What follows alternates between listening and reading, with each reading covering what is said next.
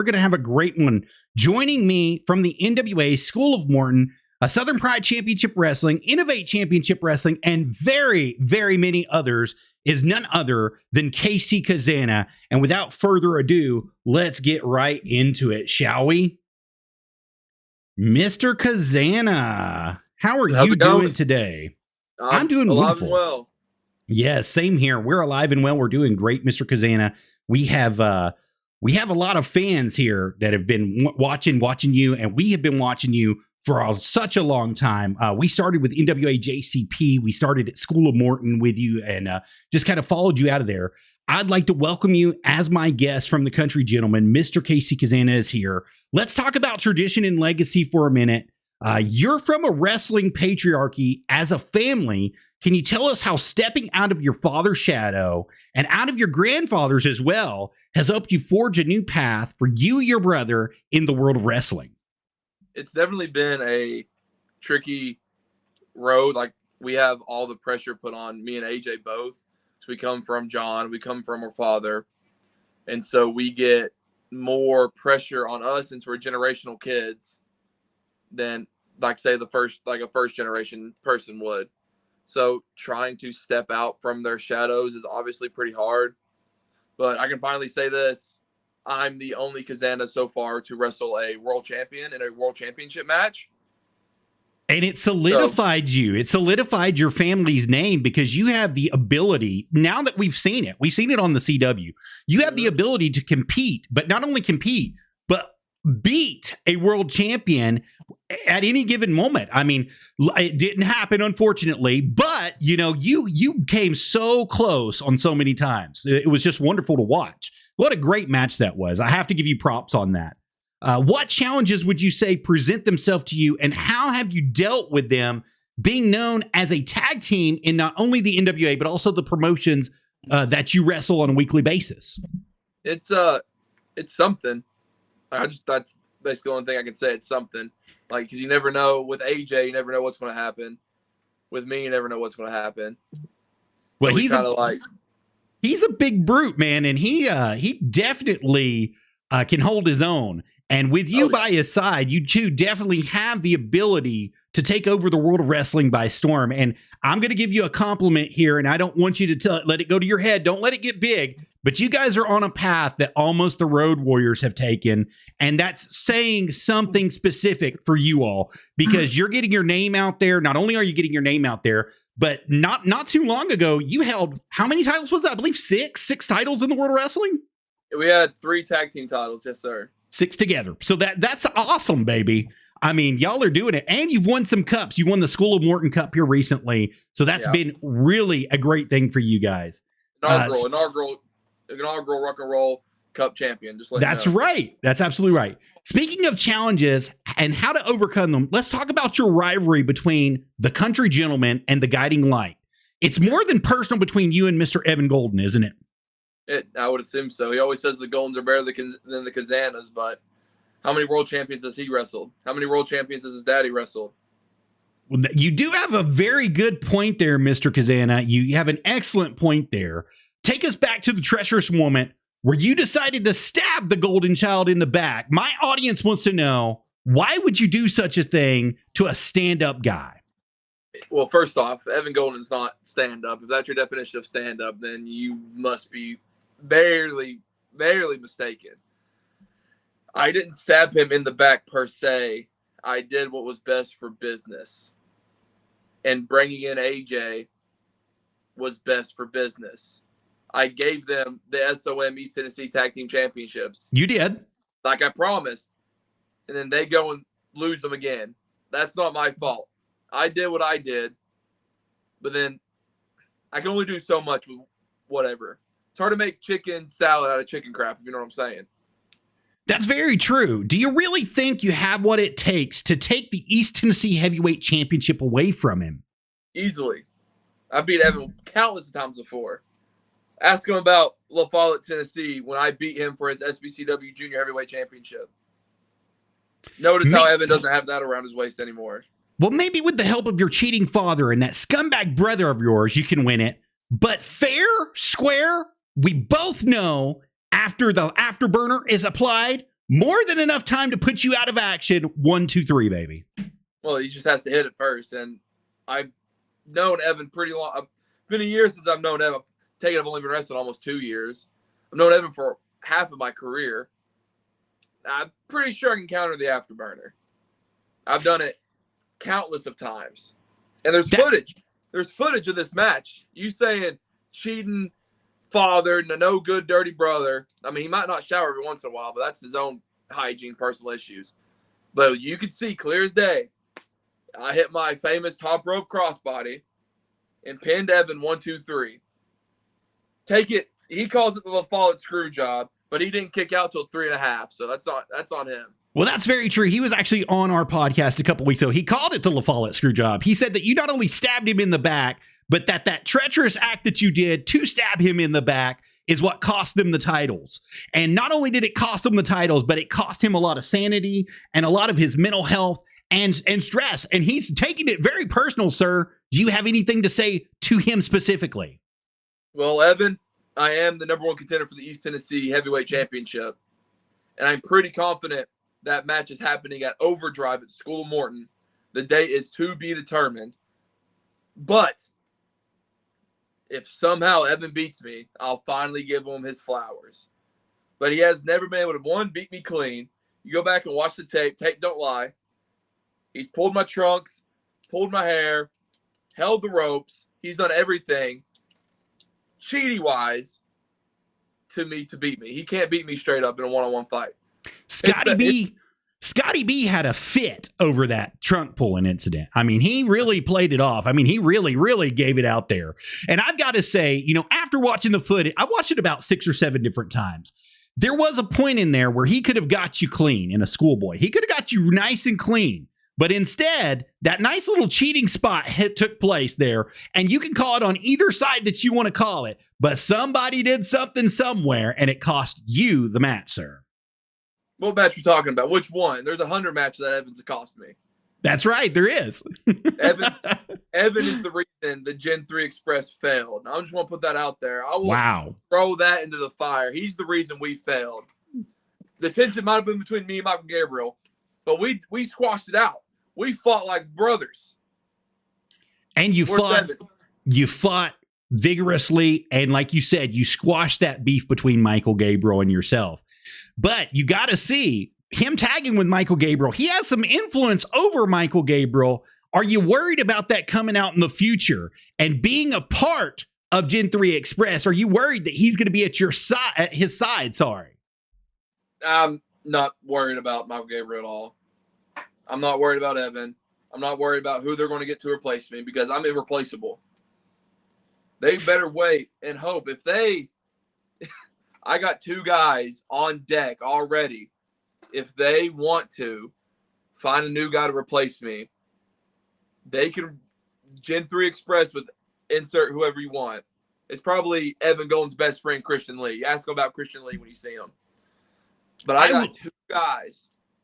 2 guys. I'm throwing up birthday. It's birthday party around here because they know I celebrate beating Evan Golden every time. That's excellent, sir. Mr. Cazana, I've got to ask you about the Weaver and the Pain. Now, the Weaver and the Pain have issued an open challenge. They said anywhere, anytime that they're going to accept any challengers. And I know that the Cazanas are definitely in that. The Country Gentlemen are in that. Do you think you have what it takes to beat them, not only for the SPCW titles, but any other titles that they hold? 100%. I don't know if you keep up with SPCW a lot, but me and old Tyler Shoup, we were SPCW tag team champions. Yes, you were. And both our work schedules hardly got us at the same place at the right place, right time. Mine being with the NWA, his being with wherever he is. There's a rocket strapped to his back, and I'm waiting for somebody to light it. He's the hottest thing in professional wrestling right now, independent professional wrestling. We didn't lose. Like, I haven't got pinned 1, 2, 3 for those titles. So those titles still technically belong to me and Shoup because we haven't gotten pinned or beat. So I would love to tag with Shoup at SBCW to regain our tag titles because we're the unit, if you can't tell, once the unit steps across the ring from anybody, we're undefeated. Absolutely, sir. Mr. Cazana, I know that we're running out of time right now, but before I let you go, I know that you're in this little fantasy world that we call professional wrestling. Do you have any words of advice or anything that you can give to anybody who's trying to make it, break inside the business? And we want to see them to excel and succeed, such as you have excelled and concede, and your family has excelled and concede. The best thing I can do is go everywhere and anywhere you can, because you never know when your number is going to get called. I got my number called when I was 6 months in the business in Nashville, Tennessee, on the second day of NWA Power tapings when we were in Nashville. So whatever happened at 75, AJ and who shall not be named lost the titles. He was nowhere to be found in Nashville. So AJ made a little call. They were like, we're going to give this kid an opportunity. And then next thing I know, I'm wrestling in my debut match for the United States Tag Team Championships against Daisy Kill and Talos, who currently have the straps right now, that will hopefully become the Cazanas once again, the 31st in 76 at ECW Arena. That's right. You guys are going to be at Philadelphia, the 3100 Arena down there on the 31st, none less. So you guys are going to be competing right there in NWA 76. How does it feel to be on the big show for such a big stage, for such a big day as the anniversary? I definitely will take one of these matches as I want to take every moment into consideration, because they didn't have to have me there. This is like it's like our WrestleMania. Yes, it is. So it's like one of those things, like the biggest stage you can possibly wrestle on. Like, I know I just wrestled EC3 for the world title, but wrestling at 76 at the anniversary show of one of the longest reign, like continuous company in the world, is a pretty big achievement, and it's just going to mean a lot to me. Like, I'm very humble about that one. Well, Casey Cazana, we have a special guest who joined us in the chat. The Doctor of Destruction, Joe Briggs, has come in, and he has said, hey, kid, I'm waiting on you. What do you have to say to him? Tell him to book me. Book you, baby. Book it. Just book the match. I ain't ready. I ain't scared of no fight, Joe. That's Joe, right. I respect you. Joe, I love you. I ain't scared of who you are or your old lady that's with you. I'm definitely down for a fight. All you have to do, anytime, any place, anywhere, you hit up Matt Bowens. You do whatever you have to do wherever you're from. I'll come to your turf if you want me to. I ain't afraid to put a whooping on old Joe Briggs, because this will be probably a Dave Meltzer 5-star match. Joe Briggs, I am going to issue the challenge if you won't. Let's do it for the SPCW Heavyweight Championship. What do you think about that? Come on. I can use some more gold. That's right. I think the kid's ready for you, Dr. Joe Briggs. I really do. I think that he's got what it takes, not only to be on top, but to be a world champion, especially after watching what he did with the current world heavyweight champion. I think you will have your hands full with him. Do you have anything to respond to that, or would you like to respond to that, Casey? Any more gold, the better. If he's the SPCW heavyweight champion, I'm apparently the SPCW junior heavyweight champion. I don't look like no junior heavyweight. If I have to relinquish my junior heavyweight title in order to get a shot at Joe Briggs' heavyweight title, I'll gladly do it. Because AJ's held that title for 2 years, and I can go ask him, hey, how'd you win this and keep it? And he'll tell me every secret he has.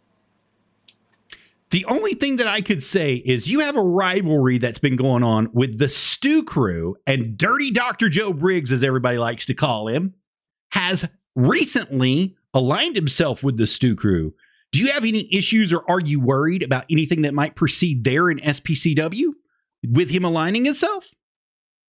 With the Stew Crew, I have the utmost respect for Dylan, the utmost respect for Zach, but what they did to me at not NWA, they've wrestled there maybe twice, at Coalfield 5, Revenge of the SSC, for what they did to me in the War Games match.